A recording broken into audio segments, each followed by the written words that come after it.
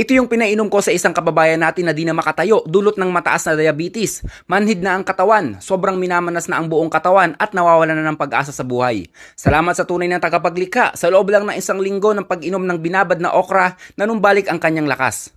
Ito din yung pinayo ko sa kababayan natin na 5 araw nang hindi makadumi at muntik pang maoperahan. 5 baso pa lang naiinom niya na ilabas niya na kaagad ang dumi sa kanyang katawan. May 64 years old din na 5 taon nang di makapaglakad ng walang tungkod dahil sa rayuma. Matinding rayuma, halos di na maunat ang braso. Sa loob lang ng 2 linggo, naging okay na ang kanyang paglakad. Kung may diabetes, mataas na blood pressure, rayuma, nako, napaka-basic lang yan sa okra. Sundin nyo lang ang nasa video, option nyo kung lalagyan nyo ng pipino. Pero mas maganda kung may pipino dahil ang pipino ay nalalabanan niya ang dehydration o kakulangan ng tubig sa ating katawan.